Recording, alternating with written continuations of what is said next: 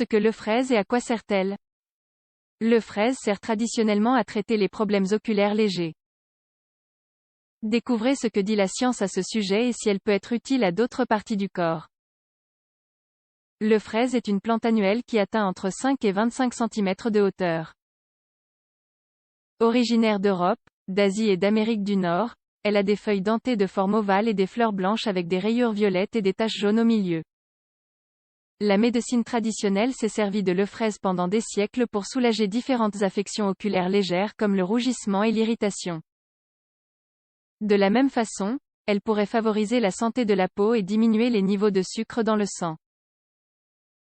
Nous allons vous expliquer en détail tout ce que vous devez savoir sur elle. Usage et bénéfices de l'euphrèse.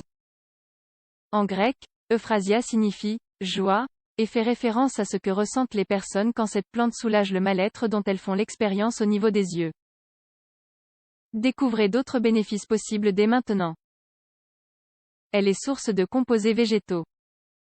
L'euphrèse est riche en composés végétaux comme la lutéoline et la quercétine. Selon une étude publiée dans Central European Journal of Immunology, ces flavonoïdes peuvent inhiber les mastocytes, c'est-à-dire les cellules immunitaires capables de libérer de l'histamine, un composé qui provoque des symptômes d'allergie tels que la sécrétion nasale et les yeux larmoyants. On pense que l'euphrèse a été utilisée de façon traditionnelle dans le traitement de la rhinite allergique, aussi connue comme rhume des foins, grâce à ses propriétés antihistaminiques. Néanmoins, davantage d'études sont encore nécessaires. Par ailleurs, des évidences scientifiques soulignent que l'euphrèse contient de l'ocubine, un composé chimique qui fait partie du groupe des iridoïdes et qui se démarque par ses effets sur la santé.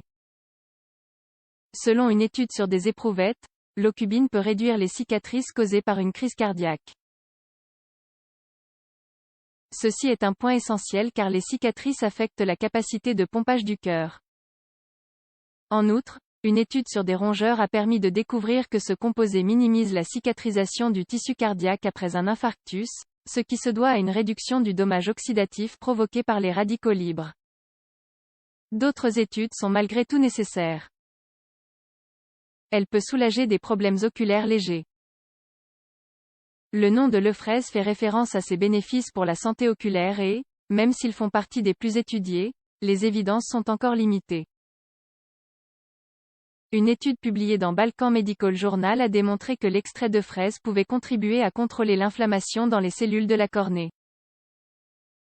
De la même façon, une étude sur des éprouvettes a révélé que quelques gouttes de fraise et de camomille pour les yeux avaient aidé à protéger les cellules de la cornée de l'inflammation et des dommages occasionnés par le soleil. Enfin, un essai clinique sur 65 adultes avec une inflammation oculaire liée à l'allergie au pollen, au vent, à la poussière, aux infections et à la fatigue oculaire a découvert qu'utiliser des gouttes pour les yeux contenant de l'euphrèse et des extraits de rose soulageait complètement la rougeur, le gonflement, la brûlure et les sécrétions collantes des yeux chez environ 81% des participants. On a aussi pu voir que les autres participants avaient connu une amélioration notable. Néanmoins, des études sur les humains sont nécessaires pour certifier de l'efficacité de l'euphrèse pour traiter l'irritation et l'inflammation oculaire. Par ailleurs, il n'existe pas d'études qui indiquent si elle peut soulager les symptômes de maladies oculaires telles que la dégénération maculaire, la cataracte et le glaucome. Autre bénéfice de l'euphrèse. En plus d'améliorer la santé des yeux, l'euphrèse pourrait être bénéfique à d'autres parties du corps. Voici quelques-uns de ses usages habituels les plus répandus. Elle favoriserait la santé de la peau. L'euphrèse pourrait prévenir le dommage solaire de la peau car elle combat les radicaux libres. Il convient de souligner que ce dommage favorise l'apparition de rides et augmente le risque de développer un cancer de la peau. Elle diminuerait les niveaux de sucre dans le sang. Une étude a montré qu'administrer un extrait oral de feuilles de fraise à des rongeurs atteints de diabète avait fait diminuer leur niveau de sucre dans le sang d'environ 34% en 2 heures. Par ailleurs, l'extrait n'a pas affecté les niveaux de glucose chez les rongeurs sans diabète. Elle combattrait les bactéries nocives.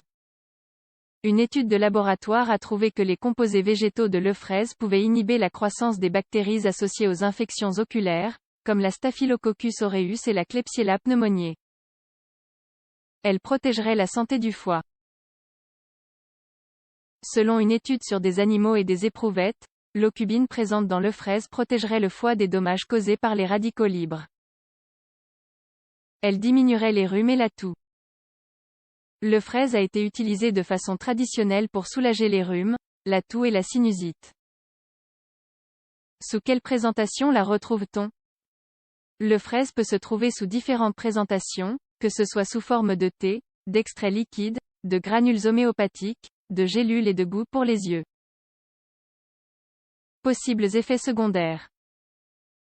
On doit faire attention à la façon dont on utilise le fraise pour soulager les problèmes de vue. Malgré la popularité des gouttes pour les yeux faites maison pour soulager la fatigue oculaire, il faut savoir qu'elles ne sont pas sûres.